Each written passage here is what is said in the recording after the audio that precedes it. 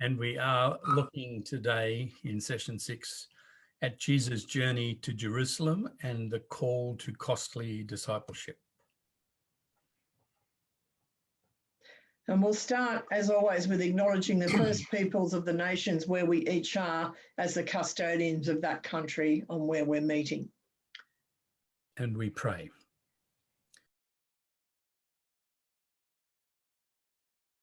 Someone has created this helpful map, which we'll come back to in a little bit, of Jesus' journey from the northern part of Galilee through Samaria, down across the River Jordan into the land known as Perea, and then into Jerusalem via Jericho and Bethany and Bethphage. And that's the geography, the alleged geography of the journey section that we are looking at today. Now, as Piers has already noted, in Mark's Gospel, Jesus is traveling around from chapter 1 through to chapter 9 to various places, and the transfiguration comes at kind of the climactic moment, followed by also in association with Jesus, with Peter's confession that Jesus is the Son of God. Matthew follows that structure, although he shifts things around a little bit and puts in blocks of teachings. But both Matthew and Mark say that he finished. He left that place. He went to the region of Judea beyond the Jordan, which is what we saw on the right-hand side of that map. Now, Luke, by contrast, says, when the days drew near for him to be taken up, he set his face to go to Jerusalem. And then Luke, knowing his geography, so it seems, knows that he has to go from north in Galilee through Samaria down south to Judea, as the map shows. So the first thing that he does is have Jesus sending on messengers to a village of the Samaritans, but they didn't receive him. And so the journey starts, but as you've seen, if you've read in the notes, the journey actually takes a good 10 chapters in Luke's Gospel.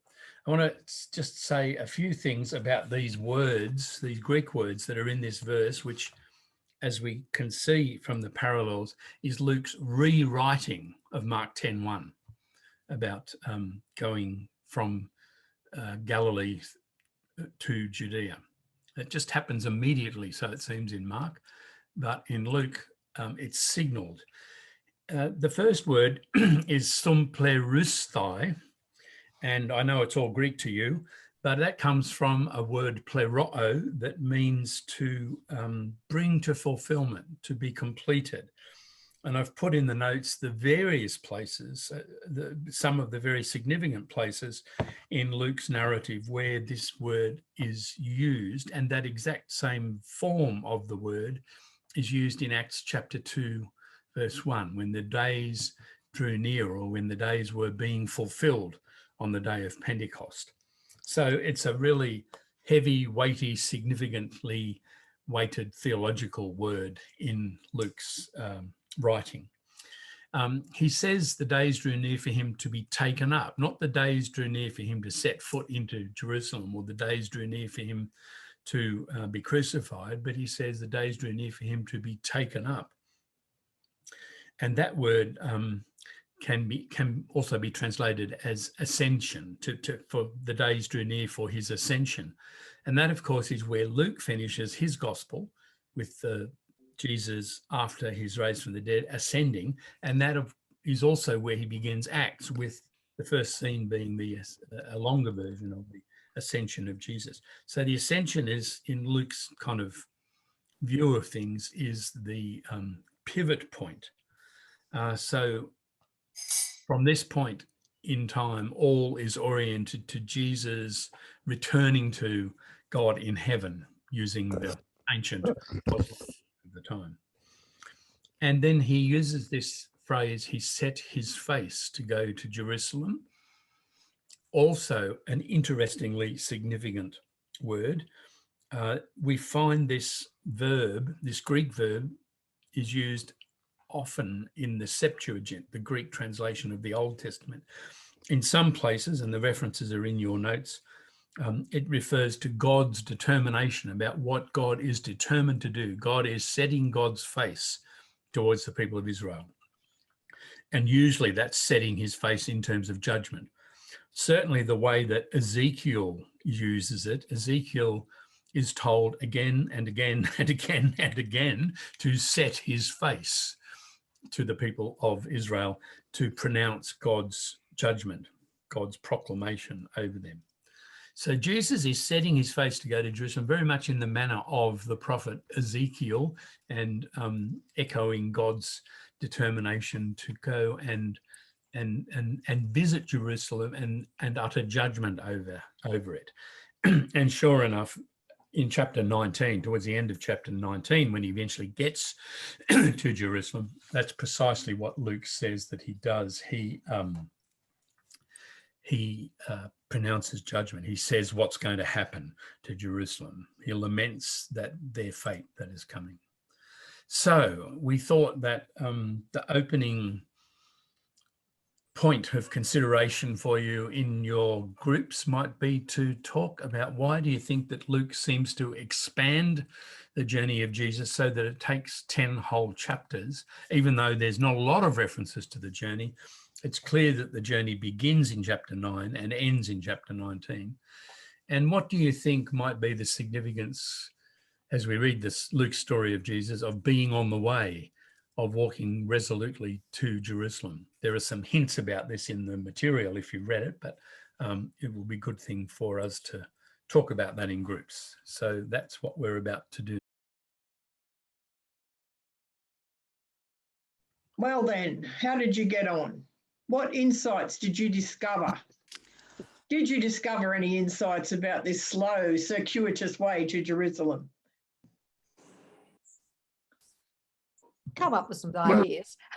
Talking the prophets and how they'd all been slaughtered in Jerusalem, and then we went through a whole series of, at least I went through a whole series of prophets who in fact didn't die in Jerusalem.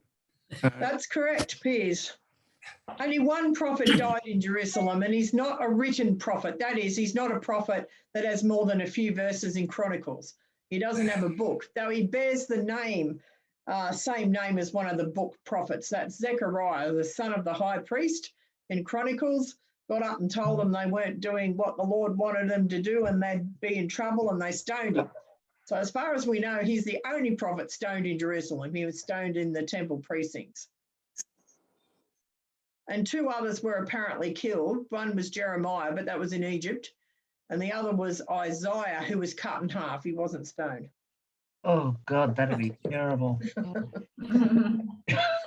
Everyone's finished their breakfast, haven't they? Yes.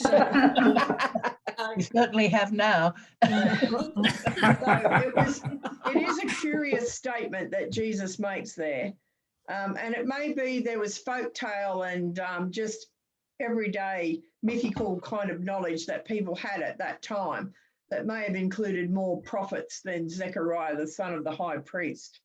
In Chronicles, we don't know. Maybe they just picked out a name that was prominent to the world around them and omitted the others because there were so many. I find that's probably unlikely, but I don't think it's unlikely there may have been two or three others that were known at that time and not terribly prominent. So, yeah. What else is Jerusalem known for apart from prophets dying or not dying within it? The temple. The temple. Yep. Yes. Priests, And was that the money laundering? That was where the money laundering was going on. I'm Yes. not sure it was money laundering, it was money exchanging. It was exploiting the people who needed to exchange the money. They would say, you know, okay, the exchange rate might be $7 or whatever, but we're going to charge you 10. Yes. I'm not sure there's actually a lot of evidence for that. I know that's the received wisdom among Christian people, but I'm not sure there's actually a lot of evidence to suggest the money changes were. They would have had to make a profit if that was their job, but whether they were ripping people off to that extent, I think is probably up for debate. So who else was important in Jerusalem apart from the priests looking after the temple? Herod? Well, Herod, yes, but I mean, in days before, I should have said, not necessarily at the time of Jesus, but in days before Jesus, Jerusalem was the capital. It was the capital. The kings lived there. The king's palace was there. And what do people say to Jesus when he comes into Jerusalem on his... Hosanna. Yeah. So it was where the Messiah was going to come to, Yeah. maybe? And Maybe, yeah. they bless him as coming as a king. They Yes. did, The coming especially in the king. Gospel of John. So there's all kinds of significant resonances about Jerusalem that Luke doesn't make explicit, but we might be able to draw in, perhaps. It's also where Pilate lived, so we've got the presence of the Roman Empire. Pilate probably had a few houses, but he did have one in Jerusalem. I thought his capital was Caesarea. Yes, but he did have a house in Jerusalem he came and stayed at. Might have been owned by Herod, but he definitely had one there. Okay, so let's have another look at the journey. Just to note, so the left-hand column is the start of the journey. The right-hand column are the places where Jerusalem is actually mentioned. And apart from 951, twice in chapter 13, once in chapter 17, and once in chapter 19, as they were listening to this, he went on to tell a parable because he was near Jerusalem and because they supposed that the kingdom of God was to appear immediately. It's interesting that Luke puts those two things together side by side. Perhaps there was anticipation amongst Jesus' followers about what entering into Jerusalem might mean. Certainly Luke wants us to feel that. So what happens if that's the geographical referencing? What happens on the journey? There are various interpretations. This is the content of the journey, and you've got that in your notes. And there are various interpretations that have been made about the structure of this journey. I once heard a long and complicated lecture comparing this to the structure of the book of Deuteronomy, and I ended up leaving that lecture just with a one-word conclusion: no. But the guy who gave it has published a whole book on this, so it's a theory. There's another theory that it's a giant chiasm. Chiasm is where you start with something and end with something, and then the second story is also the second last story, and the third story is kind of like the third last story. So it goes A, B, C, D, E, F, and then F, E, D, C, B, A. No, I'll say your word, no.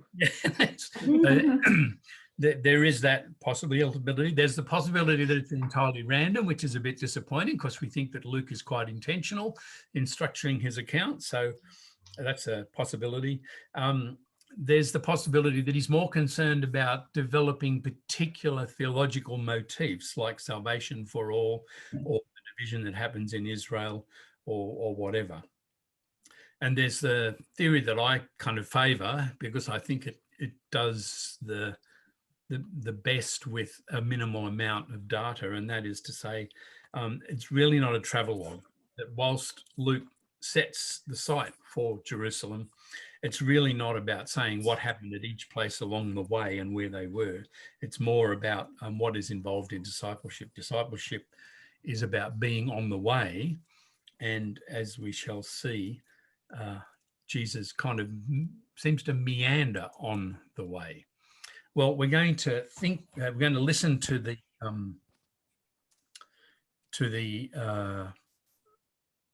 Bible Project people as they take us through this journey of Jesus.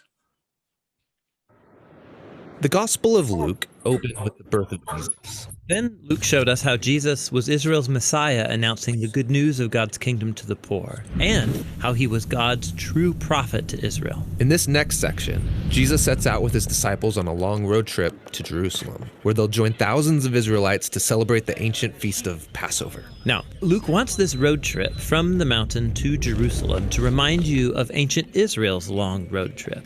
With Moses, they went from Mount Sinai to the Promised Land. And then later, King David established Jerusalem as their capital. And so here, Luke is portraying Jesus as a new Moses who's renewing Israel's covenant with God, and as a new David. He's gathering the people together to live under his rule.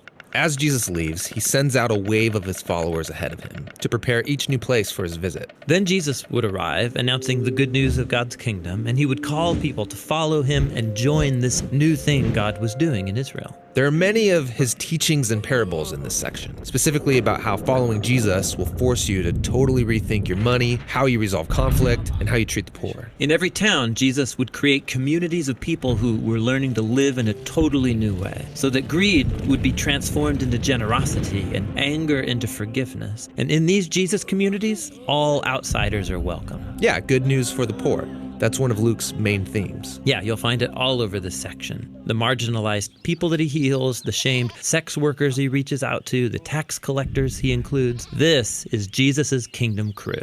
And Israel's religious leaders watch and start to criticize him. If he really is God's prophet, why is he welcoming sinners and eating with them? Yeah, this section reads like the Battle of the Banquets. So Jesus throws these dinner parties as a symbol of how God's kingdom is here for the sick and the poor, people who could never pay him back. Jesus also attends banquets with Israel's religious leaders. Yeah, and he lays into them for becoming an arrogant, exclusive social club. But they don't get it, and so he tells them a famous parable that goes like this. There was a father who had 2 sons. The older son is trustworthy and honors his father. And the younger son, he's a mess. He rebels and cashes in his inheritance to travel far away and blow it all on partying and being stupid. And then there's a famine in the land, and he runs out of money. So he has to scrape by taking care of somebody's pigs. And he's so hungry he wants to eat the pig slop, at which point it occurs to him, if I'm going to be a farmhand, I might as well go home and work for my dad.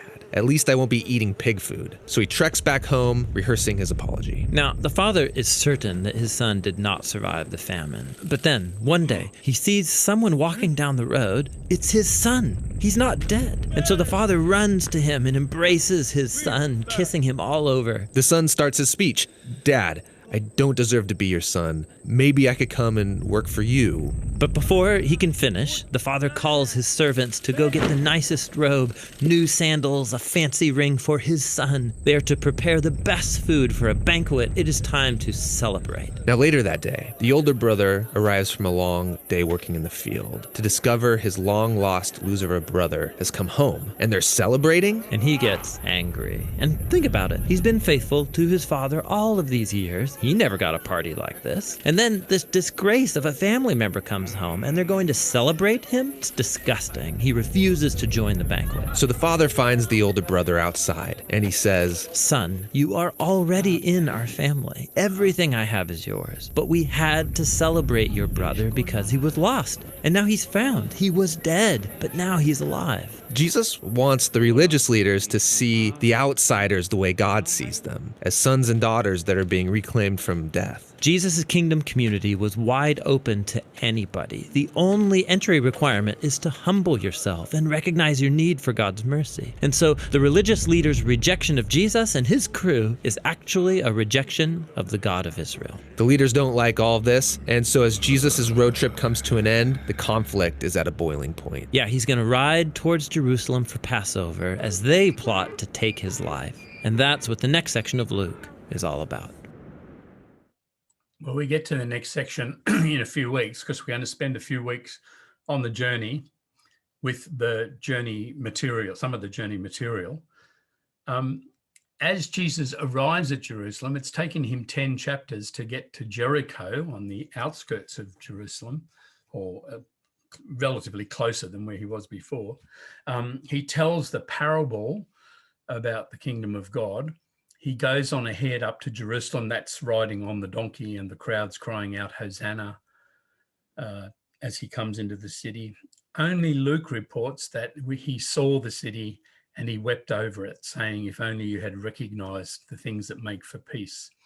So all of that is a big, long build-up going on in Luke's narrative in chapter 19, continuing the extended narrative of the journey. When we look on the right-hand side compared to Mark, Jesus gets to Jerusalem. and he goes into the temple and he kind of does a recce. He looks around, but because it's already late, he goes out to Bethany. And then on the next day, they are coming from Bethany and he sees the fig tree and he talks about it there. And then they come into Jerusalem and then they go into the temple, and that's where he overturns the tables. In Luke, we've had this long lead up in chapter 19, but once he gets to Jerusalem, Luke doesn't even say that he entered the city. He just says he entered the temple and began to drive out those who were selling there. So he goes whammo straight into that after this long build-up. And that has been building ever since the midpoint, that section in chapter 13, where Jesus says that he must be on his way, for it's impossible for a prophet to be killed outside of Jerusalem. Well, we have already had a discussion about how many prophets were killed outside of Jerusalem. But Jesus here has this statement that he must continue on his way. And I'm sorry to tell you people, but one of the chapters in my PhD thesis was on this little word day, which can be translated I must, or it is necessary. And so I've given you some of the material, a very brief summary of the material about how important that is in Luke's account. Jesus says, I must proclaim the good news. The Son of Man must undergo great suffering. I must be on my way. The Son of Man must endure suffering. The Son of Man must be handed over. Everything written about me must be fulfilled. And it has the really strong implication that this is God who is saying all of this must happen. Peter and John in Acts say we must obey God rather than humans. Paul is told he must suffer for the sake of the Lord's name. Paul then proclaims the Messiah must suffer. Peter says that Jesus was ordained by God to be judge of the living and the dead. Paul says that God has allotted the times of their existence and boundaries. It's all part of what Peter refers to in Acts 2, verse 23, the definite plan and foreknowledge of God, a plan of God which runs through Luke's 2 volumes. The plan of God was the title of my thesis. So Luke makes, so that's, some of that is found, the teaching about the Son of Man must suffer. Some of that's found in Mark already, but Luke takes this and makes it a really strong statement. Jesus must go to Jerusalem. Jesus must suffer. The apostles must suffer. What do you think is the significance of the necessity of this journey? And what do you think about a theology that appears to insist that everything that Jesus did and everything the apostles did was actually foreordained by God? It's a really thorny, tricky question, I think.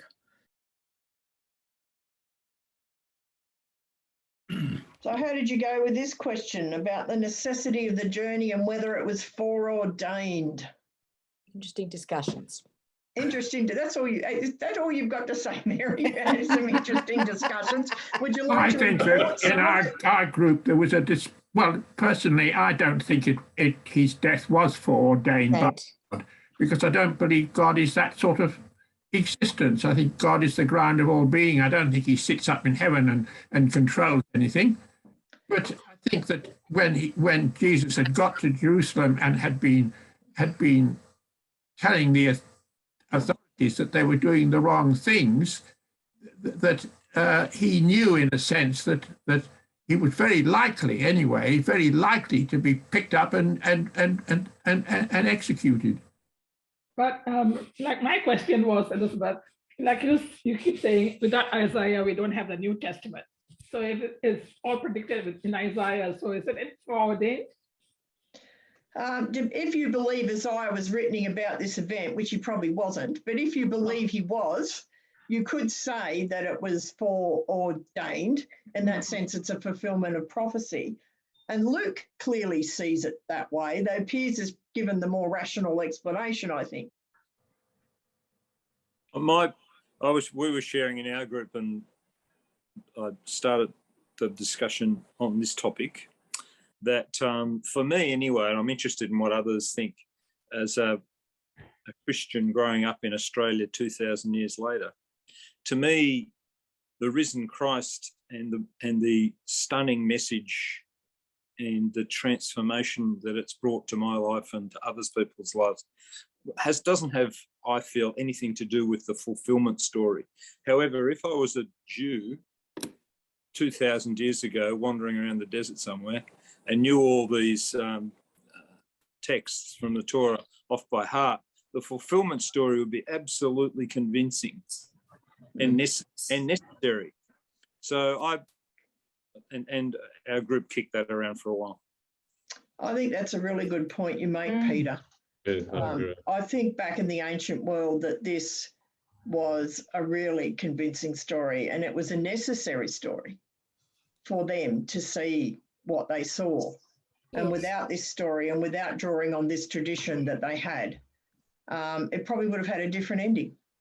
In marketing, I was in marketing for about 20 years. In marketing terms, the Mark story wouldn't have won the day.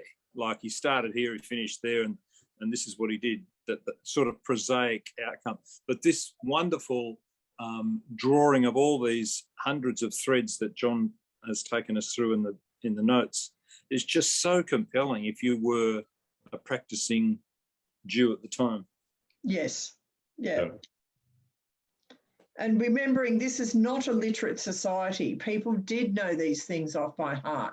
People could recite their Torah and parts of the writings and all their Psalms. They're not like us, who rarely even look in our Bibles, let alone know great swags of them off by heart.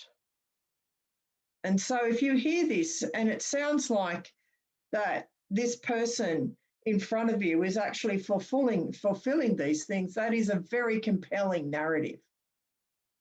Absolutely. Yeah. Yeah, so the fulfillment of prophecy becomes a rhetorical strategy to underline the importance, the significance of Jesus and what he did and what happened to him and what he's calling people to do. It's not saying, oh, look, I've seen these things that are written in the past and lo and behold, Jesus fulfilled it. But it's rather, I have faith that Jesus is important. And when I read these things, I can see how they relate to what I've seen in Jesus, what I've experienced. Yeah. So it's coming out at the other direction in a sense. Yeah. Even for people who were not Jews at the time, I think that being able to say the scripture that the Jews follow has said this, and this, and here is this person who has fulfilled it. Yeah. Therefore, this particular religion is better than the ones that you're following. You don't have this kind of evidence that prophecy is being fulfilled that we have, or that the Jews had. So this, I think that might also be a... Yeah, I agree, Judy. And I mean, one of the things that was important in Hellenistic society was antiquity. You know, we think something's old, something's out of date, throw it out, get with the new thing. But in the ancient world, if you could prove your genealogy, if you could signify that what you were doing was an old and memorable thing, then that was more greatly valued than any new thing. When Paul goes before the Areopagus, they dismiss him as a babbler, as someone who's just mouthing new things. And Paul wants to say, no, I'm actually talking about what is old, what is valued. So for Luke, even if he's, so writing to Jews is one thing, saying this fulfills your scriptures, but writing to Gentiles, he can show that Jesus is in fact the picking up of the whole Moses prophet tradition. Yeah, so he has a valued place in that society. Mm. The Romans didn't think much of newfangled inventions. No, but they did respect old traditions, even if they weren't following them themselves. I think that's a security thing too. Probably. Yeah. But of course, the difficulty comes when you take what Luke is doing and extract it from any of this kind of historical context, and you just say, oh, look, the Bible says that God foreordained Jesus to die on the cross. And then you develop this theology that Jesus had to suffer because he had to pay for the sins of the world. And then you develop a further kind of foreordained theology. I'm thinking of you, Calvin, that that God had already decided who was going to respond positively to that and who was going to respond negatively. So we're already preordained to heaven or to hell, even before we have a choice in the matter. You know, so you can see how the pathway that this thinking goes. I'm not sure that Luke had all of that in his head when he's saying this about Jesus, or even that Jesus is saying that. But certainly, that's the free will thing, isn't it? Yeah, sorry? That's the free will thing, isn't it? Yeah, fate and free will, and yes, and how you see them. Yeah. So let's not tip over the edge of the precipice. Let's keep going with Luke. Dear little Luke. Yes, we'll put Calvin in the trash bin where he belongs. So I said we come back to this map, and there's a reason for doing this. If you plot where is Jesus in Luke's narrative by looking at the geographical references, there's a number of times where it says he's on the way, or he's in a certain place, or is in one village after another. So that's not very helpful. That's somewhere in between. He's certainly, before he starts the journey, on the top right-hand side of your screen, you can see he's at Bethsaida. That's in Luke 9, verse 10. And then he starts to head south. So he sets his face to go to Jerusalem. He goes through Samaritan villages in 956. Presumably he's in Samaria when he sends out the 70. That comes immediately afterwards. In chapter 10, he sends out the 70 to proclaim. Interestingly, they're speaking to Samaritans, if you take Luke's geography seriously. And he tells the parable of the Good Samaritan whilst he is in Samaria. And I don't think interpreters really have grappled with that understanding. And then in 1038, he's with Mary and Martha, and Luke says he's in a certain village, but we have Mary and Martha located in Bethany in John's Gospel. And where is Bethany on this map? Nowhere up near the top, nowhere in Samaria. Bethany's right down just outside Jerusalem, right down the bottom. So that's curious.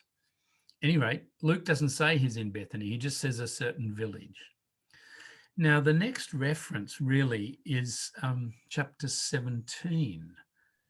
He's healing. So we've had chapter 10, 11, 12, 13, 14, 15, 16, 17. And where is he in 17, 11? He is on the border region between Samaria and Galilee. So is that really the case, that all of that stuff has happened just in Galilee? And he's actually been in Samaria back in chapter 9. And now he's on the border of Samaria, the northern border with Galilee in 1711. So the geography is really very dubious until we get to chapter 18. And then he follows Mark quite neatly. We've got the blind man outside Jericho in chapter 18. We've got in Jericho itself, Zacchaeus, told only in Luke's Gospel in chapter 19. And then we've got 1831 going up to Jerusalem. Chapter 19, he's in from Jericho, he goes into Jerusalem. So all of that is my reinforcement that it's actually Luke's interest is not actually in providing a neat geography in this journey narrative. I don't think he's let slip a few things. He hasn't really been focused on tidying that up. What he wants to do is focus on these theological motifs we're going to spend the rest of the time thinking about. Faithfulness in following Jesus. What does it mean to follow Jesus and to be faithful in doing that? And what does it cost us as we follow Jesus? And I suggested in the notes that if the end of chapter 13 is the midpoint of the journey for Jesus, I must be on my way to Jerusalem. Prophet cannot die except in Jerusalem. Then the key section for the crowds following him, the disciples following him, comes in chapter 14, which is a passage often entitled The Cost of Discipleship. And you can see there on the left, that's the passage. On the right, you can see the first part of the passage has a parallel in Matthew. And that, although Matthew talks about loving father or mother more than me, Jesus talks about hating father and mother and follow me, which is quite striking. The rest of what's in Luke 14, there are some resonances elsewhere with Jesus' teachings elsewhere in Luke. about possessions. So let's have a look first of all at those two passages in relation to the first part of this passage about if you do not hate father and mother, wife and children, brothers and sisters, you cannot be my disciple. And I thought what we would do would be if someone would like to open Deuteronomy 33, 8 to 11 and read it, and somebody else open Exodus 32, 27 to 29. Those passages are in your notes. Whoops. Do we have a volunteer to read Deuteronomy 33? 8 I've got Deuteronomy, Okay. just about. Deuteronomy 33, 8 to 11. Whoops, wrong page. Okay. Then he told Levi, give your Thummim to Levi, your Urim to your faithful one, the one you tested at Massah, the one you challenged by Meribah's waters, the one who said of his own mother and father, I don't consider them as such. Of their siblings, I don't recognize them. Of their own children, I don't know them. But who obeyed your words and who guarded your covenant? They teach your case laws to Jacob, your instruction to Jerusalem. They hold sweet incense to your nose. Put the entirely burnt offering on your altar. I pray that the Lord blesses Levi's strength, favors his hard work, and crushes the insides of his enemies, so that those who hate him can't fight anymore. Is that what you wanted? Yes. Cool. About hating and about Yeah. rejecting family. Mm. Yep. Yep. The other passage is Exodus 32. Has somebody got that to read? Exodus 32, 27 to 29. I have. He said to them, thus says the Lord, the God of Israel, put your sword on your side, each of you. Go back and forth from gate to gate throughout the camp, and each of you kill your brother, your friend, and your neighbor. The sons of Levi did as Moses commanded, and about 3,000 of the people fell on that day. Moses said, today you have ordained yourselves for the service of the Lord, each one at the cost of a son or a brother, and so have brought a blessing on yourselves this day. So it just gets easier, doesn't it? I can see why people wanted to be Jews. The sons of Levi slaughtering others in order to get the blessing of the Lord, and Levi himself being remembered for rejecting family and hatred of others. How do these passages inform what Jesus is saying in Luke 14? How do you want to do this? Together or in groups? So we'll tackle this in the big so group the then. theme, there's a similar theme. It's about rejection of family, and it's even using the Exodus passage, the Deuteronomy passage and the Luke passage even talk about hatred of those who are presumably supposed to be close to you. So what's underlying this hatred? Let's start with that. Well, this hatred, what's underlying it? What is the common theme here? Is it survival? I'd say it's probably more than that. Isn't it putting God ahead of all? Yes. Yes, that's probably the common theme, putting God ahead of all. So when you think of that, what is Luke and Exodus and Deuteronomy suggesting? Well, I don't think they're physically wanting them killed. I think it's more making sure that they don't go ahead of God. I know it says killing them, but I just can't see that that'd be the case. Yes, I'm kind of hoping it's rhetorical. That's the hopeful interpretation that I'd have. Yeah. I think maybe if family or community put up obstacles to your faith in God, then you have to move through them and sort of reject that to get to the place that you need to be in terms of your faithfulness. Mm-hmm. Can we say, instead of saying kill brothers and sisters and families, can we say reject brothers, sisters and families? But we're told to love our neighbour. So how does that weigh up? And That's a good question. And we're also told to respect our parents, honour our parents. Yes, right. So is it the love that we have for God in comparison? It's the love we have for God is so encompassing and so great that compared with the love we had for family, it's like we actually hate them. Is that what I don't understand what it means, but I'm trying to get my head around it. Yeah. I'm interested that it says in verse 33, which is about possessions, but none of you can become my disciple if you do not give up all your possessions. Well, some people possess their family members. Yes. They feel a sense of ownership on them. Whoever does not carry the cross and follow me cannot be my disciples.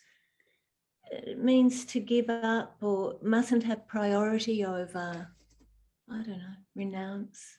Certainly Matthew's version softens the language a little bit, and it's clear that in Matthew it's about priorities. You love this person more than that person. And that's kind of manageable for us, although it still is asking a hard thing to set God over, or to set Jesus higher in priorities than family. But when Luke has Jesus use the word hate father and mother, and even life itself, I mean, that's really striking language. What's the word for life, John? What? I think it's Zoe. Where's my Greek? Which is the typical word used for life.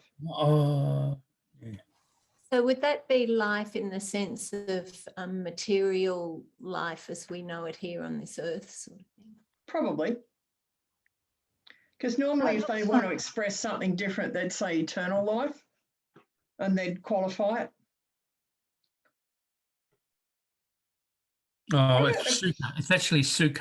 Yeah, the suke. It's suke. What's the hatred word, John?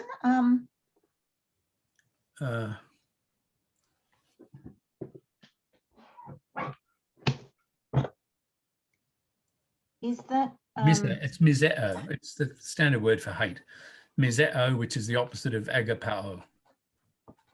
Because hate in English has a really kind of do something. If you hate someone as opposed to hating broccoli, yes. you have an evil intent towards them. You want to do them harm. Miseo is part of the root word for misanthropy or misanthropy.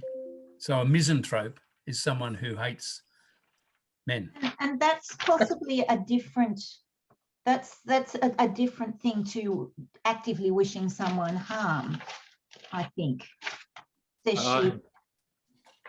I have a little granddaughter who can look at you and say, I hate you. And it's like her finding something about herself and being able to say that. Right. Yes. So my dictionary tells me that miseo is to have a strong aversion to, or to be disinclined to, or disfavor, which is different to. I mean, it's a less strong word than I think we might be thinking about when we talk about hatred. Okay. So it's more the kind of it's disliking, getting away from, not doing, not being influenced by, but not actively attempting to kill, which is what I mean. The thing I read from Deuteronomy was physically, really killing people. Right. Horrible. Yeah. But yeah. So it may be that we can in fact do that. You can distance yourself from something. Yeah, do not be influenced by, or and yeah. Probably the first century context is important here, We know from the Gospel of Matthew and the Gospel of John that Jews were put out of the synagogue that followed Jesus. And I think it's a reasonable assumption to assume that this split families, whether you follow Jesus and were a Messianic Jew, as it were, or whether you stuck to the tradition of Jews and you said this person can't be the Messiah. There would have been differing opinions in villages and in families and extended families. And some of it will be reflecting that context. Yeah. And that was a significant, to distance yourself from your family in that time was a much bigger deal than it is now. It was not anywhere near as easy to just buy yourself another house and move to a different, that wasn't how, that was to distance yourself from any support when you were sick or old or. Exactly, yeah. Yeah. It may have meant you found yourself homeless, depending on your dependency on a son-in-law or a father-in-law or something like that. So it did have much broader consequences than it would in the modern era. It would in a Muslim society today too. Yes. Yes, very much. Your family. Jehovah's Witnesses throw people out, and they really do throw them out, and not, I don't mean physically, they throw them out, and they say that the rest of the family must never talk to the person who's been thrown out. Yeah, that's right. That's what they do. As do the other brethren. A close brethren, I'm sorry. Whether if you're disciplined in the Catholic Church and gets thrown out, whether the same sort of thing happens. Jehovah's Witnesses do it. Yeah, they do. They It's ostracize like a shunning, you. isn't it? It's like a shunning. It is They like a shun shunning. And the brethren do as well. A bit, but they often just do it for periods. You'll be ostracized. There's this caravan that goes around the community, the closed brethren, and it's the ostracism caravan. So if they voted on their councils to ostracize you, you live in your backyard in the caravan till your period of ostracizing is over. So it still does go on in certain Christian sects, shall we call them. And Elizabeth, is that based on these readings? Probably. And based on Matthew, when he talks about the community, you know, if your brother won't listen to you, then you shun your brother and put them I think aside. Matthew 18 is the key one. Yeah.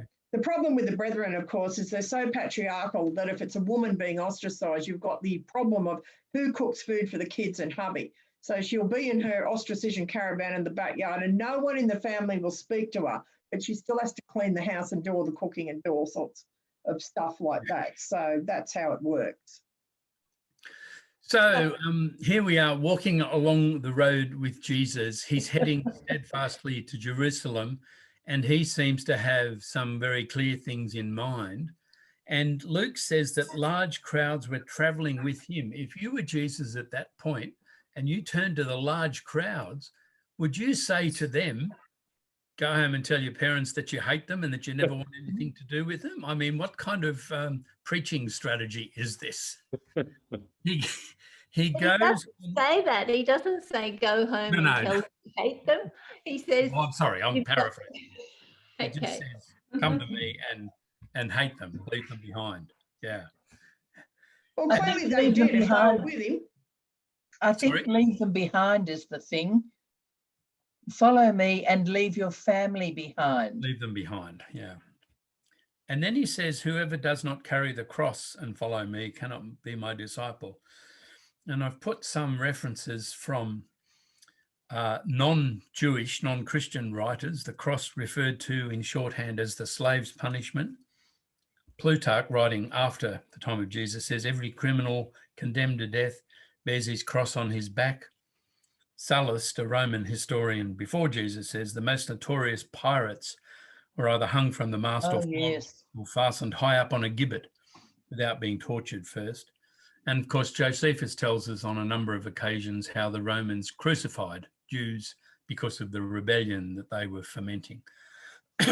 What does it mean then for disciples with Jesus on the journey to be told to carry their cross? What are the connotations of this language in terms of the shame in society, the place in society? And what does that mean for how we interpret carry your cross today? So just a few more challenging questions. How did you go with this idea about giving up things for discipleship? We were talking about the notion that taking up your cross was accepting that there would be ups and downs. I would like to push that a bit further and say that taking up your cross is accepting that there will be things that will happen to you as a result of your being a Christian, not just getting sick or having a fight with the neighbor, but as a result of being a Christian, you will suffer. People will do nasty things to you, or nasty things will happen to you because you are Christian and trying to live a Christian life. I think that's what, and I'm not sure that that's how we interpret it often, but I think that's where it is. What do other people think about Judy's statement? I have the hope that God has a will for my life, and it's for me to want that will to be fulfilled, whatever that entails. So that's the way I've tended to see my cross, is working to, as best I can, to ensure God's will for me is fulfilled, whatever that might be. We don't like the idea of suffering and giving stuff up, do we? No, we don't. I was struck earlier by the fact that the Pharisees were getting hostile to Jesus, wanted to, kill him. And the next thing you read is that, he's having dinner with them, or in the next chapter in 15, this fellow welcomes sinners and eats with them and goes out to find the lost one, so it's going against the tide of society a little bit. It is, and remember, Pharisees are not all created equal. We've been raised in the Christian church to see the word Pharisee as synonymous with hypocrite and just nasty all-round person trying to get Jesus.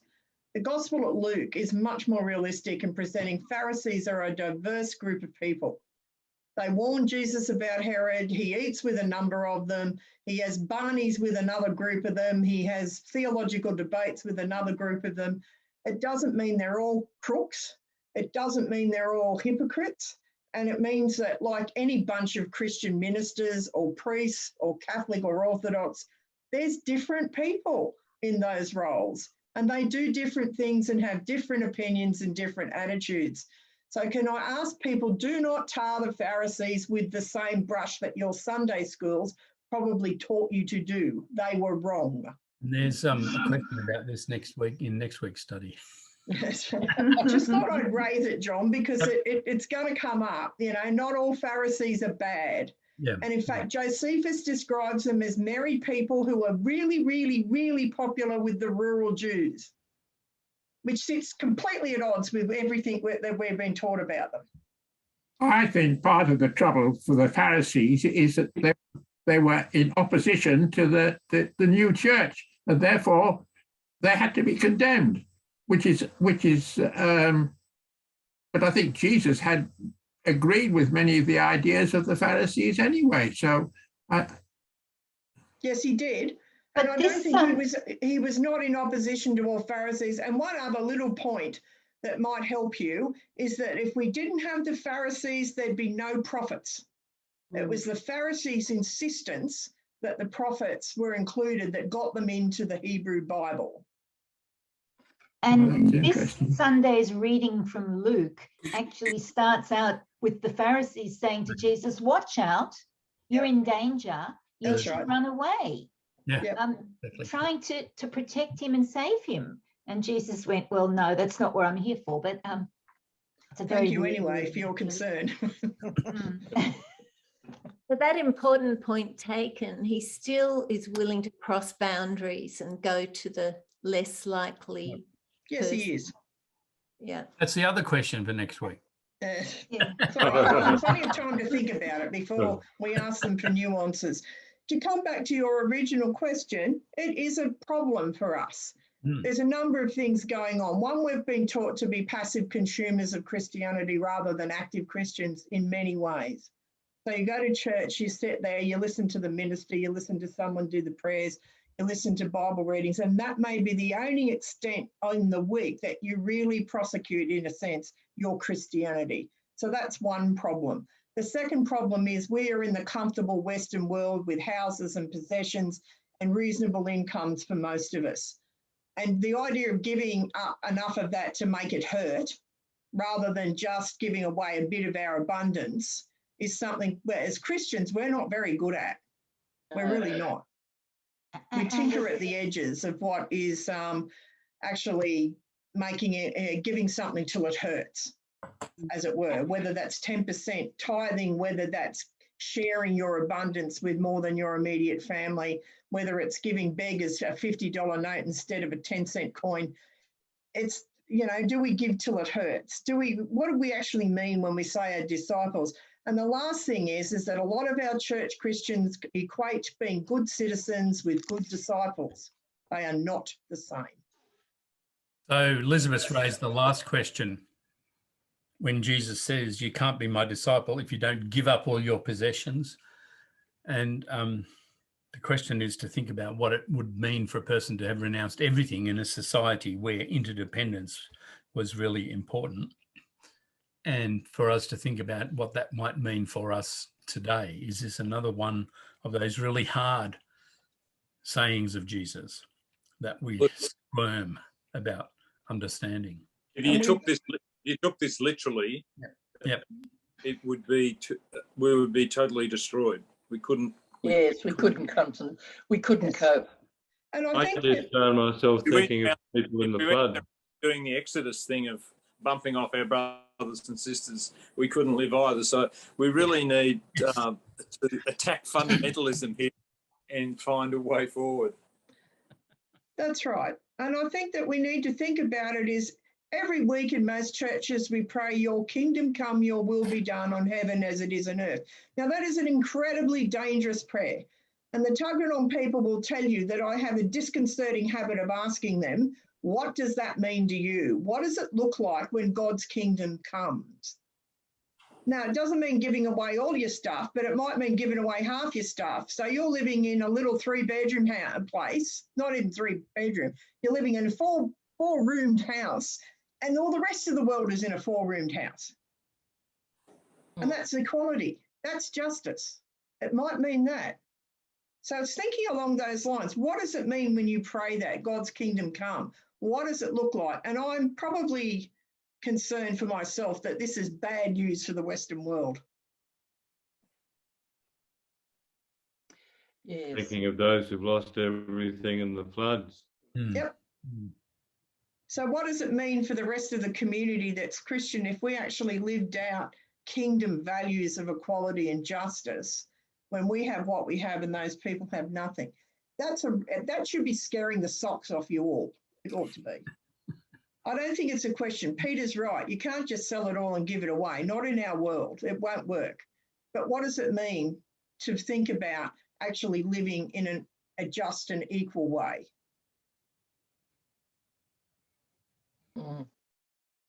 I'll probably leave you with that thought because it's too complicated to get into now and think about it.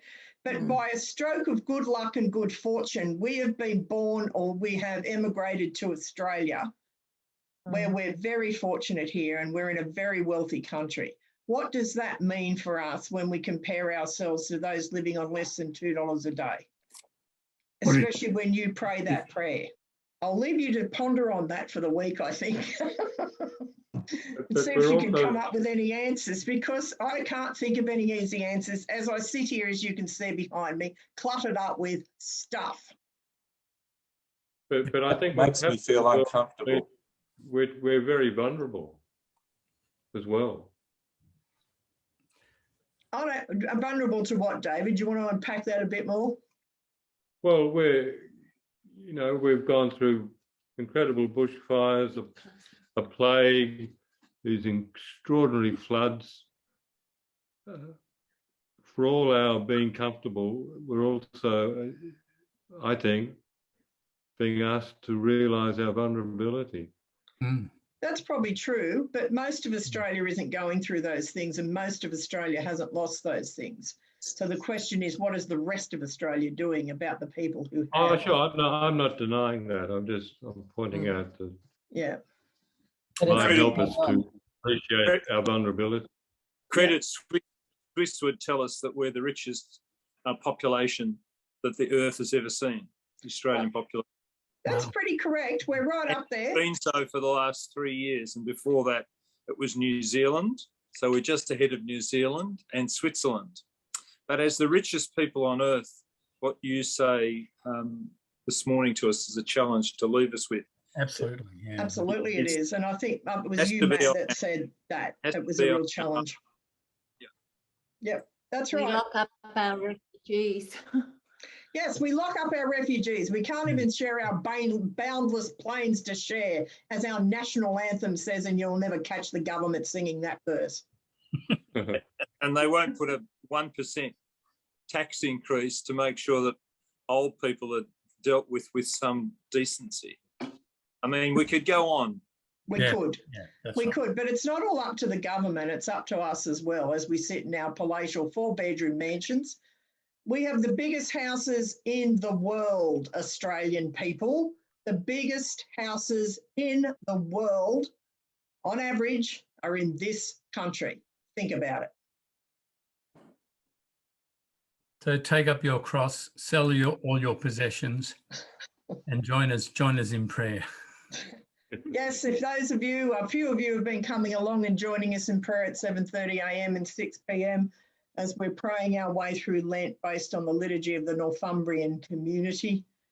So you're very welcome to come at any time or any day. The times remain the same, any day from Monday to Friday, and join John, myself, Bill, James, Dorothea, and I think Kerry and Sue are involved in carrying out those prayers. So it's mostly John and myself. Next week, the parable of Jesus in Luke 8, and then 2 parables of Jesus in Luke 14 that continue to press his hard teachings. That's where we're going next week. So we'll look forward to the journey, and hopefully we've not scared you all off, and we'll see you all next week.